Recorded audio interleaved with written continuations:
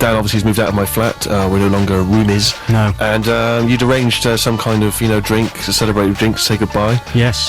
But I told you, I broke the news to you that I couldn't make it because I was having dinner with Sting. Yes. Interesting to see the priorities there. Well, it's interesting because normally many people think I lead an exciting showbiz life. I don't, and so it's rare that I would be offered that opportunity. And I thought, you know what? Even though he's moving out, I can see him anytime. Probably see him Sunday, or I could just look at one of the many pictures I've got of you on my shrine. You say that, but you famously don't stray more than about half a mile away from your house. Yeah. And the fact that I've moved more than half a mile away means that we will never ever meet again. Sure. So I thought those 5.5 years of camaraderie, late night, a few drinks, a few tears, a few laughs, all that sort of thing, might have counted for something, but I'm afraid Sting waltzes in, I'm afraid and I'm out the window. If you'd written Englishman in New York, I would be having dinner with you. No, actually, I tell you what, it was someone I know from America. They came over, they said, do you want to come for dinner? I thought I'd like to go and see him, and they said, oh, Sting's going to be there. I thought that obviously be funny, because, who doesn't want to ask him about his recent Loot music album? I know we've all got lots of questions about that. And so I went along, and it was a very nice place that had a casino upstairs, but there was no sign of Sting. No silence. No. It was a shame. He briefly appeared, briefly spoke to someone else, not me, and then disappeared again. So I was not able to offer you any insights into Sting or his life, his loves, his world, the way he thinks. Sorry to say, but I was blown out for that. Yeah, I wish I could make this into radio gold. I wish I could tell you there was blown out for a fleeting glance. Fleeting glance of Sting. But yeah, there was. I'm afraid I wish there was more to tell you. It was at a casino where I felt instantly out of place when one of the people who was having dinner with us, who I didn't know, came down. He went, I've just been up at the gaming tables, because there was a casino upstairs. He said, oh yes, just better put this down actually, but on the roulette wheel, but I didn't, because I had to come back down and chat to you guys. I went, how much were you going to bet? He went, just this one. It was £1,000 chip. It was £1,000 chip. Now, I'm used to going to places where minimum bet is £2.50. So frankly, I was instantly freaked out. I thought, I don't know, I can't, because I don't like to gamble particularly, but I'll have a little sort of dabble. But I don't like it mixing in that world. I tend to go to casinos for free sandwiches, and there was none. Aren't you still famously banned from casinos? I am famously barred from many casinos, and still to this day I've no understanding as to why. No one's ever offered an explanation as to why I'm banned. This was a little bit more classy though than the ones you find on Tottenham Court Road that you can become a member of just by walking in and not urinating all over the place. But yeah, it was pretty terrifying, and I cashed £150. Nice. High roller. But I didn't put any of it down. I put about £25 down. I went over to the roulette where there was no one on there. I said, she said, it's a minimum bet £25. I went, look, there's no one else. Can we make it £5? Minimum bet £5? Yeah, why not? So, ding dong, minimum bet £5. And it was great. You're haggling. Yeah, I was haggling with a croupier. Listen, well, we all know that. But we all know that I'm going to lose that money instantly, so I may as well lose it slightly slower. There's a 50-50 chance you won't lose it. That's a roulette. Not on roulette. Yeah, red or black. Yeah. Well, on red or black, yeah, but sometimes you like to put it on the little numbers, don't you? You know the little numbers on the board? I know them. I'm aware of the numbers. Surely all the years of success mean that you don't have to do this anymore. You don't have to haggle with a croupier. Hey, if you hadn't moved out, mate, I wouldn't have to pay my mortgage. Dan, it's your choice. What have you got for us? Oh, it's begun. It's Howling Wolf, and it's a track called Evil, which could describe you. That was Dan's choice on this week's Steve Show. What was it again, Dan? It was Howling Wolf. Hang on. Look, Jude is so insane today. She's like, it's like a proper day of insanity for her. She doesn't know what buttons to press. She's just too busy rolling around on the floor laughing at bad impressions of Bob Dylan. Can we hear Dan now? Can we hear Tiny Dan? Oh, here I am. Yeah, I played that one for Mad Old Jude, because I know she likes it a bit dirty.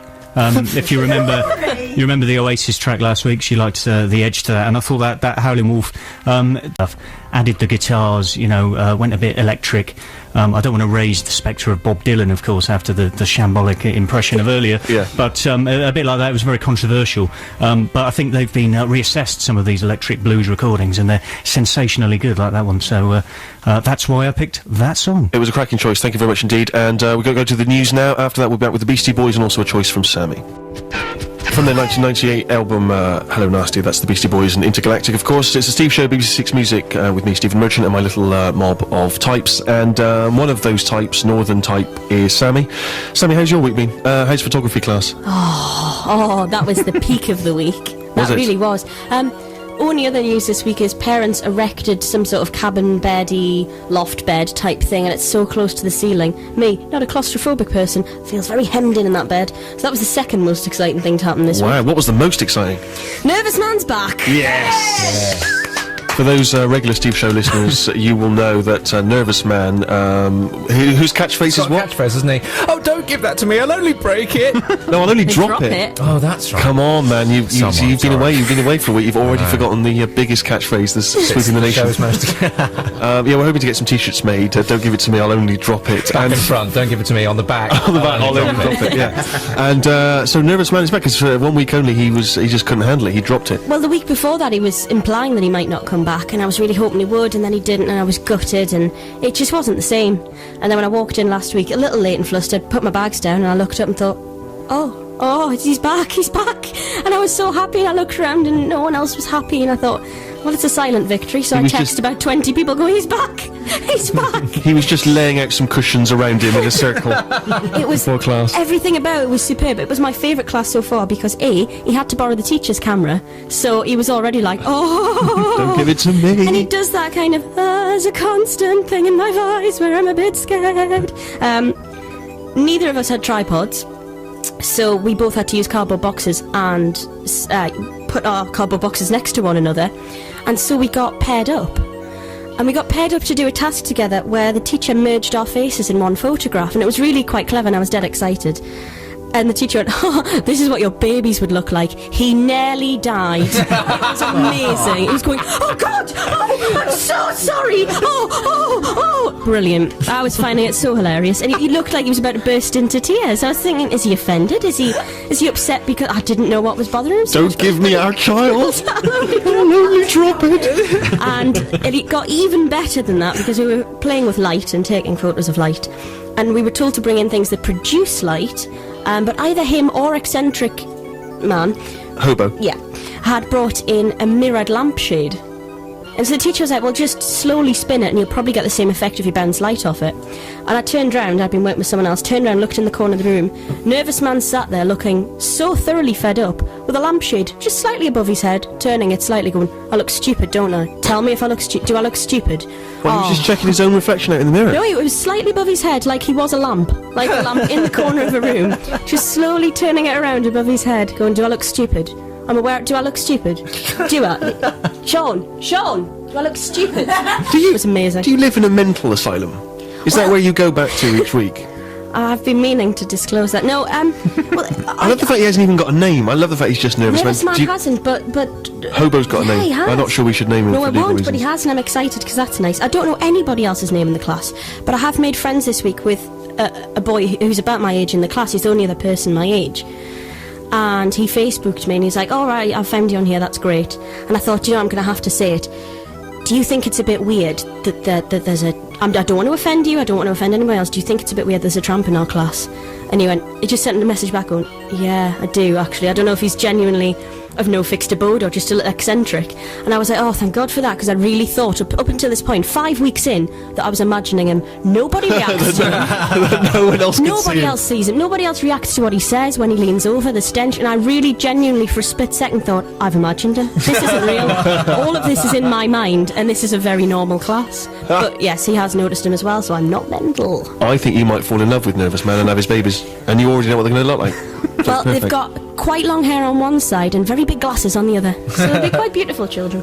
What tune have you chosen for us this week, Sam? I've gone for something that's not old, but slightly old. It's off the 2006 album Silent Shout, and it's by The Knife. It was their second single off the album, and it's called Marble House. Brilliant. Nice bit of electronic on the Steve Show, courtesy of Sammy. What was the name of the tune? It was Marble House by The Knife, and now I know probably a lot of music-y type folks out there are going, of course we know The Knife, but my friend didn't, so I thought I'd play that for people like my friend, so I thought I could introduce you to The Knife as well.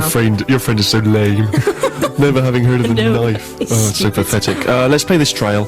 I want to play a tune by Don Covey, who was successful as a songwriter in the 60s, writing sort of R&B tunes for other bigger names, but he also recorded a couple of R&B records himself, and this is one from a 1971 album called Different Strokes for Different Folks. This is Sweet Thing. Don Covey's Sweet Thing from his album Different Strokes for Different Folks. It's the Steve Show, and we're almost at the end of the programme, and thank goodness for that, because we've discovered we've got nothing else to say. We've just run out of words. We've got nothing. It reminds me of the time I've spoken in the past about this, when I was driving up, I think it was during Comic Relief Night, and I was listening to a local DJ, and he'd been obviously broadcasting for hours on Comic Relief Night, and he was saying, so don't forget to phone in if you want to make a bid for that Spice Girls signed disc. And, I've run out of words. I wonder if Steve Baxter's got any for me. Steve, and it cut to some guy in a studio somewhere else going, right, well, yes, I'm here with some people. You've got an oversized check. And this man had just run out of words. He had nothing left. He was running on dry, running on empty. And you know, it's weird because people have said in the past, Steve, you know, we love the show. Why not do a 3-hour show? No. Because as it gets to 10 to 5, we got nothing. You know, I mean, obviously, we're busy people. We've got exciting lives, but much of it we can't talk about on the air. Either because it's offensive, laws have been broken, it involves showbiz secrets. I've got a piece of showbiz information which made it onto the front pages of some major newspapers this week. I cannot tell you about it. I cannot tell you about it, alright? I can tell you off air. Oh, good. It's dynamite. Great, It's dynamite. It's dynamite. But I wish I could tell you on air, but I've not got permission. It'd take about 30 seconds. Fade the mics and get on the action. No, it's not that exciting. Oh. It's the moment. No, it is exciting, but I just don't. What I'm trying to say, I don't want the listeners to think we're missing out on something, you know, because I like them to be included. No secrets between the listeners. But all right, well, we'll play a tune, and I'll tell you this fascinating showbiz anecdote, and then you can tell me afterwards if the listeners have missed out. So we'll play this tune from the new Fiery Furnaces album. They've got an album out called The Widow City, and the music's great. The lyrics are completely incomprehensible and utter nonsense at times, but it's still fun, it's still interesting. So listen to this one, track 6, My Egyptian Grammar. From their new album Widow City, that is the Fiery Furnaces and My Egyptian Grammar. It's the Steve Show, and we are pretty much at the end of the programme. Guys, what did you make of that fascinating showbiz anecdote? Sammy? Ooh. Wow, there you are. Imagine what you've missed out on, listener. Dan? Really more intrigue there than Sammy. Yeah. Harry, you thought it was extraordinary? Oh, okay, right. And you know, how would Bob Dylan react? I'm very glad you asked me that, Steve. I thought the story was a little lackluster. It was a bit lackluster, wasn't it? It was a bit lackluster. Thanks, Bob. Who's this who's just walked in? It's Nelson Mandela. No, forget it. Yeah, no, I hate to, you know, I hate to keep secrets from the listeners, but you know, sometimes you just got to. All right, you know, maybe if they'd worked a little bit harder, maybe if they had caught onto the coattails of someone more talented than them, they could be in that situation. I mean, me. I'm not looking. I'm looking at you, but Yeah, well, that's because what we're doing. but I'm thinking of others. Okay, well, thank you guys. Thank you to Banker Harry. Thanks to Tiny Dan for coming back. Thanks to Super Posh Rufus and to Sammy. To Crazy Jude, of course, as always. And will we be back next week? Yeah, will we? Okay, well, we'll see. We'll let's talk about it in the week. I'll leave you with a tune from Thurston Moore's current solo album. He's obviously one of the main guys on Sonic Youth. He has an album out called Trees Outside the Academy. From it, here's Never Light. Bye.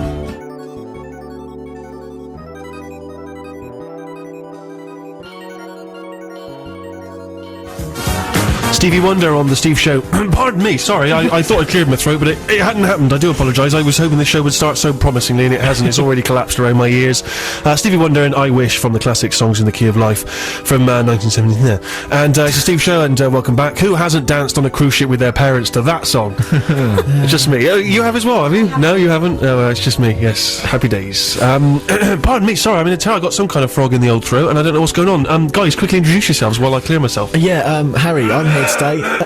That's revolting. That's utterly revolting. Sorry about that. I have been to a doctor about it, but they've offered no solutions. Yeah, well, I'm a little husky as well today, Yeah, so nice. it's a little treat for the ladies out there. Absolutely. And Rufus, how are you doing, mate? I'm fine, mate. Throat-wise? I'm Super Posh Rufus. There's nothing wrong with me. My voice